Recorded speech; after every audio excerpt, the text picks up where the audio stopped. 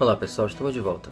Agora a gente vai falar sobre e comentar alguns poemas de Catulo que a gente tem que a tradição costuma chamar de cancioneiro de Lésbia, certo? Eu já falei no outro vídeo que Lésbia teria sido um cognome para a sua amada na vida real, que teria sido Cláudia Pulcra, lembra? Irmã de Cláudio Pulcro, que foi o grande inimigo de Cícero. Mas aqui parece que eles tiveram uma relação, é o que se pode inferir dos seus poemas, a gente não sabe, tem certeza, nunca tem certeza, né? Como o próprio Catulo fala, não dá para saber pelos poemas da vida do poeta, né? A gente tem indícios, né? Que tudo indica realmente Lésbia foi Cláudia, na verdade, né? E amante de Catulo por um tempo, certo? Então o tom dos poemas de Catulo, quando se referem à Lésbia, é muito variado, né? Parece que o amor a relação teve altos e baixos. Por exemplo, logo no poema 5, né, você tem o ápice do idílio amoroso entre ambos. Olha só como ele fala aqui. Você tem em português, eu vou ler em latim. Vivamus, mea Lesbia, atque amemus, rumoresque seno severiorum, homines unius aestimemus assis. Soles occidere et redere possunt, nobis cum semel occidit brevis lux, nox est perpetua una dormienda. Da-mi basia mille, deinde centum, dein mille altra, dein secunda centum, deinde usque altera mille, deinde centum, dein cum millia multa fecerimus conturbabemus illa, nesciamus, aut nequis malus invidere possit, cum tanto sciat esse sebaciorum. Obviamente, não estou lendo com a métrica clássica, né? É uma leitura normal, sem a métrica. Como a gente não falou sobre isso, não adianta eu ler. Mas você já vê que é um poema altamente idílico, altamente emotivo, né? E retrata uma cena de amor muito calma, tranquila, que mostra a relação amorosa no seu auge, né? E olha como ele fala, né? Que o que eles têm que fazer, né? Viver o momento, viver e amar, né? E não se deixar levar pelas intrigas dos outros, não deixar que o que os outros dizem atrapalhe a sua relação, ou seja, tomar como se fosse um centavo, não dá valor nenhum para o que eles falam, né? E olha que esse verso, né? O quarto e quinto verso são belíssimos, né? Na verdade, o quarto, o quinto e o sexto verso são extremamente polissêmicos, expressam muito esse sentimento amoroso pelo qual está passando Catulo. Os sóis podem nascer e se pôr.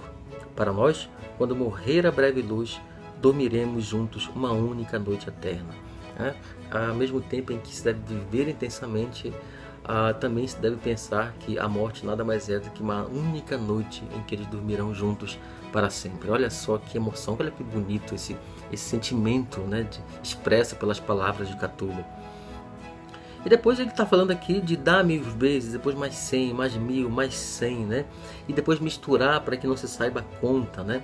Lembra que eu falei para você em uma das aulas que para os romanos antigos os números eles eram mágicos, né? Então contar, saber com exatidão um determinado número, uma determinada soma, isso poderia ser mau agouro, poderia dar azar. Então eles estavam beijando sem parar, mais 100, mais 1000, para que a conta seja embaralhada, ninguém saiba afinal quantos foram esses beijos, para não dar azar, para não trazer mal olhado a sua relação, certo?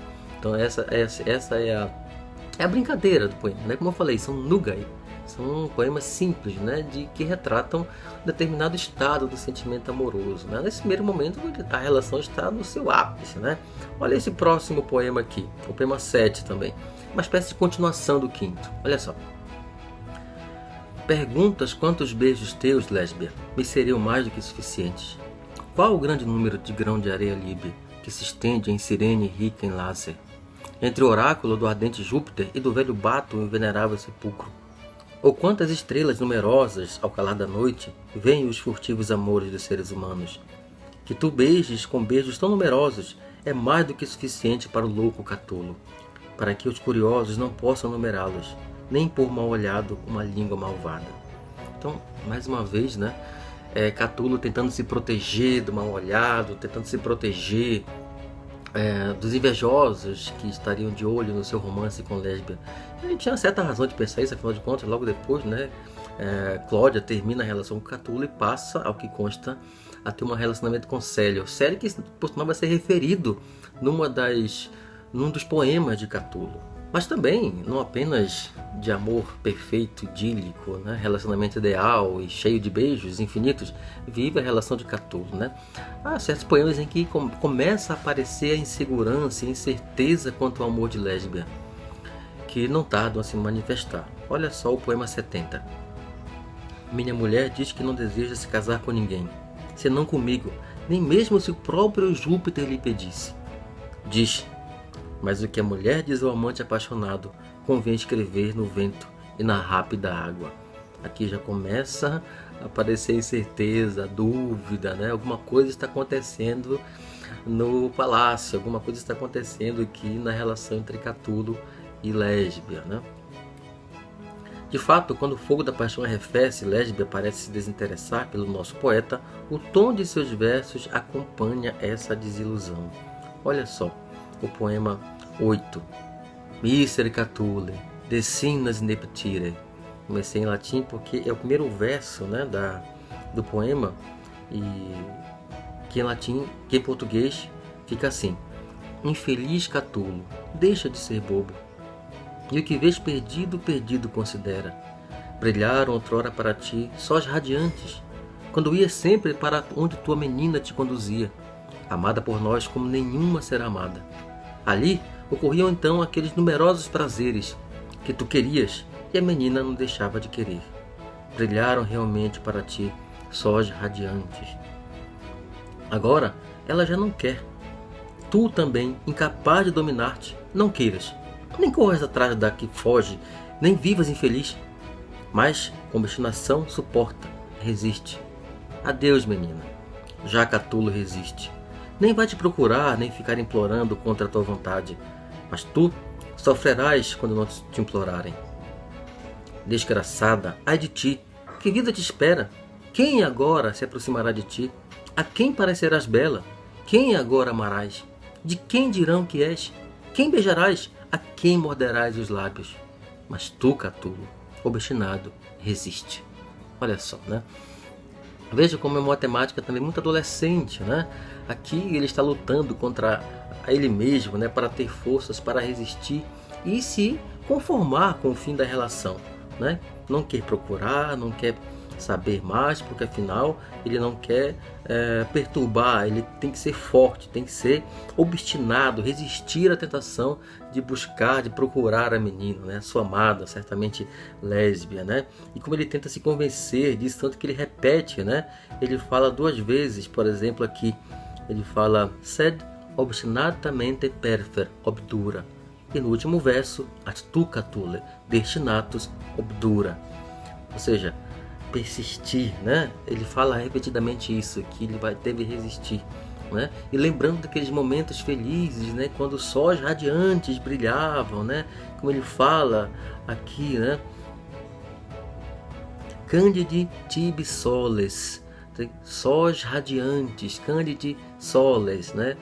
Fulseruere tibi, brilhavam de verdade para ti, naqueles momentos de luz, de felicidade. Ele associa isso a sóis radiantes, né? Candidi soles, né? Mas que agora, não, já que ela não quer, então ele tem que resistir. Mas é claro que sempre tem aquele espaço para aquela leve dor de cotovelo, né? Já que ela não quer, embora ele queira parecer que está obstinado, forte, que vai resistir, ele não resiste e acaba dizendo, parece que ele dá um adeus definitivo, mas na verdade ele acaba cedendo ao próprio sofrimento, né? E acaba então dizendo o que ele estava pensando. Desgraçada, né? Esquelesta, white, ai de ti, que vida te espera, né? Quem vai te beijar? Quem vai te procurar? Quem vai te amar agora, né? Quem é que de quem morderás os lábios? Ou seja, aquela velha história de que você não vai encontrar nunca alguém que te amou como eu te amei, né? Essa rusga adolescente, essa dor de cotovelo adolescente que aparece no poema, triste que ele está, arrasado que ele está, embora queira parecer forte com o fim da relação, certo? Então é bem interessante essa temática, essa expressividade do seu atual estado de espírito contraditório, obviamente, ele quer se convencer que está bem, mas na verdade não está, e acaba destilando aí todo o seu rancor pelo fim do relacionamento na parte final da poesia, embora termine dizendo que vai resistir, né? Então, uma contradição amorosa típica dos apaixonados relacionado a esse tipo de poema, né? Como eu falei no começo. O desprezo por lésbia então se manifesta e aparece cada vez mais intenso. Olha só esse poema 58, em que ele justamente evoca o nome de Célio, que teria sido o amante de Cláudia logo após Catulo, né? Olha o que ele fala. Célio, nossa lésbia, aquela lésbia, a lésbia única mulher que Catulo mais do que a si próprio e aos seus amou. Agora, nas encruzilhadas e becos, suga os descendentes do magnânimo Remo. Aqui um rancor se expressando em alto nível aqui na poesia de Catulo, né? Ele faz referência a Célio, né, que teria sido, como eu disse, o amante seguinte, né, o outro namorado de Cláudia, aqui chamada de lésbia, né, mas que aparentemente nesse momento parece que Cláudia não está nem com ele, Catulo, nem com Célio, né? E ele não poupa críticas, né, e ofensas à lésbica, né, dizendo que ela está agora, depois de namorar duas pessoas, né, que tanto a amaram, especialmente Catulo, né, que amou a lésbia mais do que a si próprio e aos seus amigos, aos seus parentes, né? E onde está a lésbia agora? O que ela fez com esse amor? Está por aí, nas encruzilhadas e becos, né, se prostituindo. Olha o que ele fala, glubit magnanimi rem nepotes, sugando, né, ou seja, se prostituindo os descendentes do magnânimo Remo, ou seja, os romanos, né, os filhos de Remo, que foi fundador de Roma, né, ou seja, está nos becos se prostituindo, né, com os piores lugares, os lugares mais degradantes possível na cidade de Roma, né? Essa é a ofensa, né, uma invectiva muito ofensiva, degradante que Catulo, ofendido que está, investe contra a lésbia. Porém, desse sentimento de grande decepção, né, e essas ofensas pesadas que Catulo remete à lésbia, também está presente uma grande contradição, um grande paradoxo, né, porque ele ainda ama. Olha lá, por exemplo, o poema 72, olha o que ele diz. Dizias outrora que só tinhas olhos para Catulo, lésbia, e que não me trocarias nem por Júpiter. Estimei-te então, não tanto quanto o homem como um amante, mas como um pai estima os filhos e genros. Agora te conheço. Por isso, embora me consuma um desejo maior, és para mim muito mais desprezível e insignificante. Como é possível, perguntas? É que tal ofensa leva o amante a amar mais, mas a ter menor afeição. Interessante como ele resolve, ou ele tenta resolver esse conflito, esse paradoxo de sentimento, né? Ele relembra, né, com pesar, né, que lésbia mentiu para ele, que não trocaria nem por Júpiter. Lembra daquele poema que nós vimos anteriormente, né? Que não trocaria nem se Júpiter pedisse, né? Ou seja, prometeu amor eterno a Catulo, né? E ele mesmo lembrou que o que o amante fala tem que ser considerado como se fosse um rio, né? Que passa, ou seja, que não é permanente, é algo efêmero, os sentimentos de um amante. E naquele momento, olha que interessante, olha a imagem que ele coloca aqui, né? Estimei-te não como um homem a amante, não era um amor simplesmente, né, eros, né, de homem para mulher, mas era o amor como um pai estima os filhos e os genros. Ou seja, lembrando que na antiguidade, né, o genro era tido como um filho mesmo, né? Não era apenas uma relação de segundo grau, era primeiro grau, né, na Roma. Então, ou seja, era um amor muito mais do que amor carnal, né? Era um amor de familiar, né? Um amor fraternal, né? Então era um amor muito completo, muito mais amplo, um amor muito mais expansivo, além dos limites da carne, do prazer sexual, né? Era um amor intenso esse que ele tinha por lésbia. Mas agora que terminou, que ele viu quem ela é, nas palavras de Catulo, uma prostituta, né, que transa com qualquer um nas esquinas, né, nos becos de Roma, como ele falou anteriormente, ela tornou-se insignificante e desprezível, né? Então, embora ele ainda tenha um desejo por ela. Então, por um lado, ele lhe consome um desejo grande por Lésbia, também ele a toma como insignificante e desprezível. Então, um paradoxo. Como isso é possível? Ele fala. E ele fala lá em latim, né? Qui potes est inquis? Ou seja, como é possível, perguntas? Quod amantem injuria talis, cogit amare magis. Ou seja, é que uma injúria como essa obriga o amante a amar mais. Amare magis, amar mais. Porém, sed benevole minus. A querer bem, benevole, né? Vele, querer, bene bem. Querer bem, minus. A querer bem menos. Olha que interessante, ele distingue então o amar do querer bem. Então, amare é uma coisa, ele tem isso por ela, mas não tem mais o benevole, o querer bem, o bem querer. Então, uma coisa é amar, outra coisa é bem querer. Ele a ama ainda porque o desprezo fez amar ainda mais, né? O amante desprezado, na verdade, inflama ainda mais esse sentimento. Porém, não tem mais aquele sentimento mais puro, aquele amor que seria mais completo, mais amplo, como ele mesmo fala, né? O amor que é aquele de um pai para um filho, um amor familiar, fraternal, não tem mais isso. É apenas um amor carnal, mas não tem mais aquele bem-querer, né? Que nessa perspectiva seria então algo além do amor entre uma mulher, né? Então ele tenta resolver dessa maneira: amare versus benevole, bem-querer. E ele vai aprofundar esse paradoxo no poema seguinte. Olha só, a solução que ele mesmo oferece parece revelar-se na sua resignação diante do amor não correspondido. Olha o poema 75. A tal ponto meu espírito se desviou, minha Lésbia, por tua culpa, e ele próprio se arruinou por sua fidelidade, que já não pode querer-te bem, ainda que te tornes a melhor mulher do mundo, nem deixar de te amar, seja o que for que fizeres.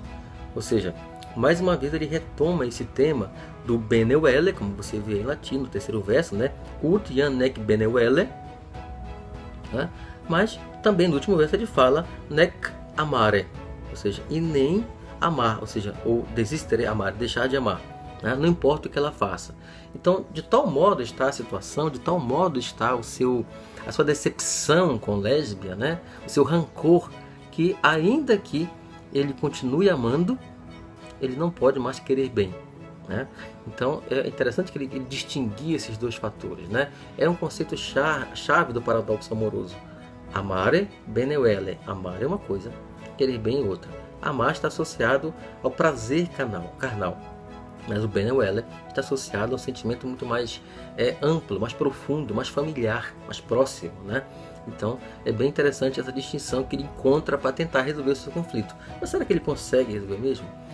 Um dos poemas mais conhecidos de Catulo, que coloca em evidência esse grande paradoxo, é o que a gente vai ler agora, que é o poema 85.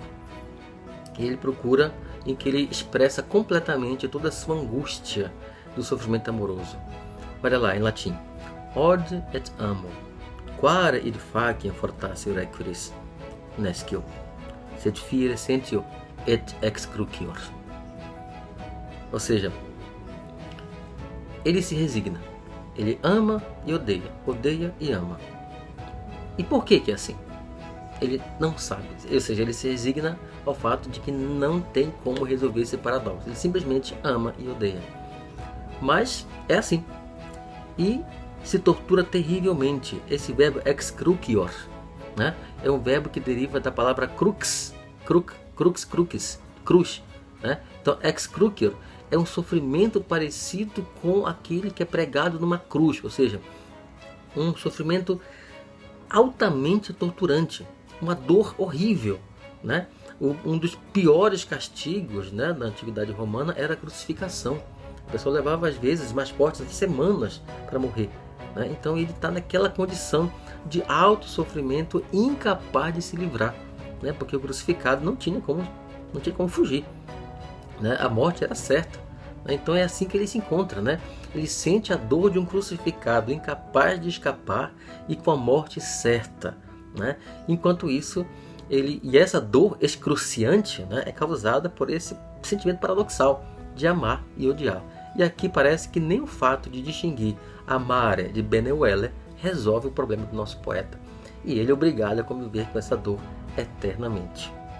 Bom, é isso, pessoal. Espero que tenham gostado, entendido bem esses vídeos sobre Catulo, tá certo? A gente vai encerrar aqui então o período clássico da época de Cícero e vai passar nas próximas aulas a época de Augusto, tá certo? Ou na poesia a época de Virgílio, tá certo? Então até mais.